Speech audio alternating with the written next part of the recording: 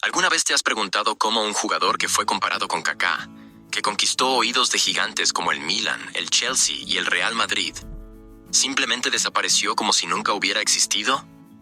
Hubo un tiempo en el que su nombre era tan temido por defensas como lo es hoy el de Vinicius Junior o Rodrigo. Tenía el rostro de una estrella pop, los pies de un mago brasileño y el aura de alguien que iba a dominar el fútbol mundial por una década. Su debut fue una explosión. Sus primeros toques de balón con la camiseta del Inter de Porto Alegre ya hacían a los narradores perder la voz. La gente decía: este no es un jugador normal, es diferente, es un elegido. Y por un instante, parecía que era verdad. Todo lo que tocaba se convertía en oro. Su nombre llenaba estadios, vendía camisetas, y los videos de sus jugadas se hacían virales en una época donde ni siquiera existía TikTok o Instagram. Alexandre Pato no era una promesa, era el futuro. El fútbol brasileño había encontrado a su nuevo príncipe. Pero de un momento para otro, silencio. No fue una expulsión, ni una pelea con el técnico, ni un escándalo con la prensa. Nadie entendía por qué, poco a poco, Alexandre Pato comenzó a apagarse. ¿Era psicológico? ¿Falta de disciplina? ¿O había algo más que nadie quiso contar? Una verdad enterrada, escondida, ignorada. Una lesión que nadie vio, que nadie entendió, pero que cambió el destino de uno de los talentos más brillantes que Brasil ya tuvo. Y lo más chocante es que, mientras el mundo pensaba que él simplemente había perdido las ganas de jugar, su cuerpo estaba gritando por ayuda. Una batalla interna silenciosa, que ni los médicos, ni los periodistas, ni siquiera algunos de sus entrenadores quisieron enfrentar. Quédate hasta el final de este video porque lo que estás a punto de descubrir no es solo la historia de una caída. Es la historia de cómo el sistema del fútbol, las decisiones erradas y una lesión secreta destruyeron al hombre que pudo haber sido el mejor del mundo. Y si te apasiona el fútbol tanto como a nosotros, si te gustan estas historias ocultas, este tipo de contenido que nadie más te cuenta, suscríbete al canal ahora mismo. Porque aquí no solo hablamos de fútbol, revelamos lo que muchos callan. ¿Listo? Vamos a desenterrar la verdad que muchos prefirieron olvidar. Para entender cómo se destruyó un talento como el de Alexandre Pato, hay que volver al origen. Porque a veces las respuestas no están en el final, sino justo al principio, cuando todo parecía perfecto. Pato nació en Pato Branco, en el estado de Paraná, un nombre casi predestinado. Desde niño, su talento era tan evidente que a los 11 años ya jugaba con chicos de 15. Pero también había algo más. Sufría de problemas físicos desde muy temprano. A los 10 años, tuvo un tumor en el brazo izquierdo. Era benigno, pero si no lo hubieran operado a tiempo, pudo haber perdido el brazo entero. Esa fue la primera señal de que su cuerpo sería su mayor enemigo. Con 16 años debutó en el profesional con el Internacional, y el fútbol brasileño se paralizó. En su primer torneo internacional, el Mundial de Clubes de 2006, Pato ya mostraba un nivel que parecía reservado solo a los elegidos. Fue titular contra el Barcelona de Ronaldinho, un adolescente en medio de titanes, y no desentonó. Su desparpajo, su habilidad, su lectura de juego, todo era demasiado adelantado para su edad. El Milan no tardó. En 2007 pagaron 24 millones de euros por un chico de apenas 18 años. Y en su debut con la camiseta rosonera, no decepcionó. Gol, desequilibrio, potencia. El San Siro se enamoró al instante. La prensa italiana se rendía a sus pies.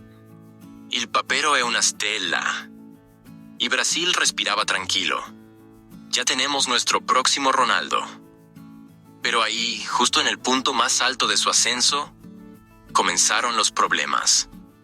Primero fue pequeñas molestias musculares, dolores en la parte posterior del muslo, nada grave, nada que preocupara, pero se repetían. A veces desaparecían, pero volvían en partidos importantes. Al principio, el Milan pensó que era solo una cuestión de adaptación física. Más entrenamiento, más musculación, más exigencia. Pero lo que nadie sabía es que esas pequeñas molestias eran los primeros síntomas de un desequilibrio biomecánico que acabaría destrozando su carrera.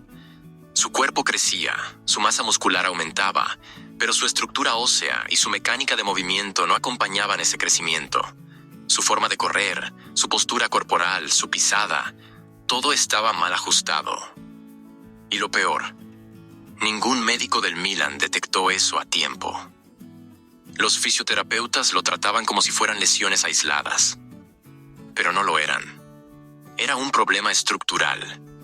Su musculatura se sobrecargaba porque su cuerpo entero estaba desalineado. Y cuanto más entrenaba, más se lesionaba, porque estaba reforzando un sistema que ya estaba dañado desde la base. A partir de ahí, las lesiones se volvieron constantes. Tirones, distensiones, recaídas.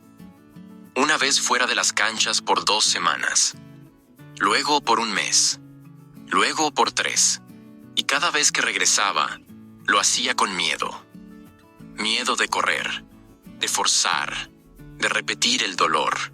Y el miedo, en un jugador de élite, es un veneno invisible. Te hace más lento, más inseguro, más previsible. Pato ya no era el mismo. Y el Milan, en vez de protegerlo, empezó a perder la paciencia.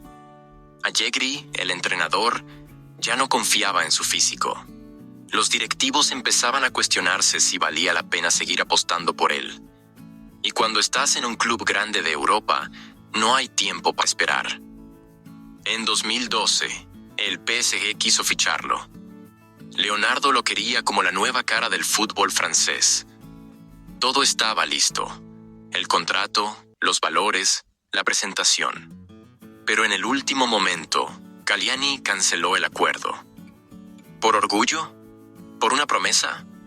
¿O porque temían que, al venderlo, Pato se recuperara y brillara en otro lado? Nadie lo sabe. Pero lo que sí se sabe es que, ese año, su situación en Italia llegó al límite. 15 lesiones en 2 años. 15. Una detrás de otra. Y ninguna solución. Nadie hablaba públicamente de lo que realmente estaba pasando. Nadie admitía que Pato necesitaba una reprogramación corporal completa.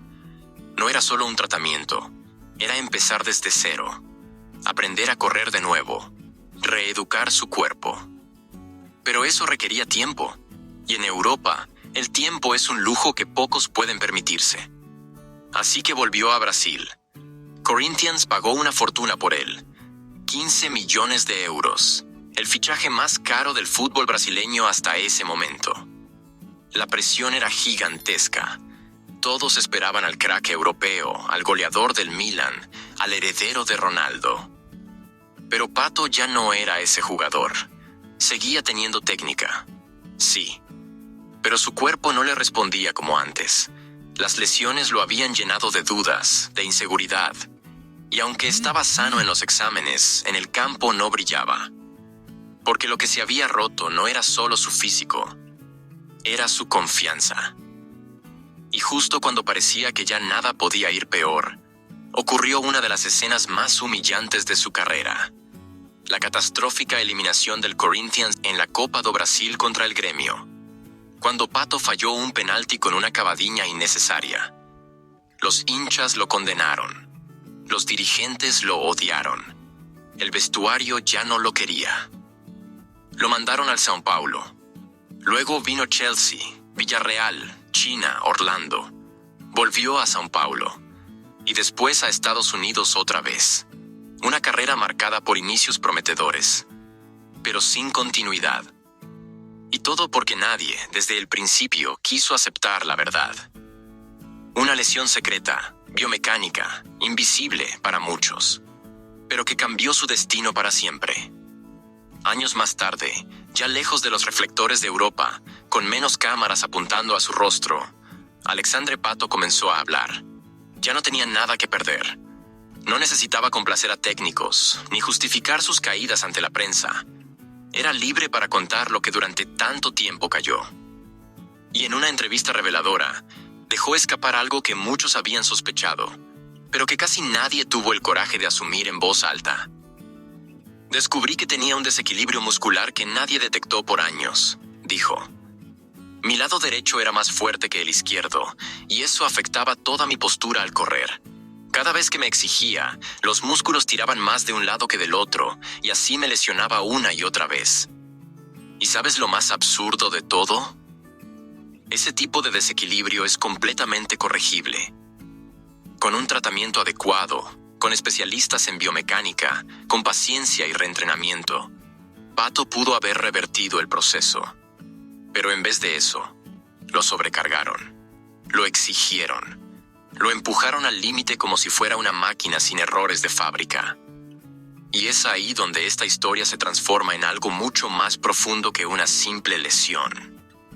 Porque lo que destruyó a Alexandre Pato no fue solo su cuerpo, fue la impaciencia del sistema, la superficialidad de los diagnósticos, el miedo a decir, necesitamos parar y reconstruir.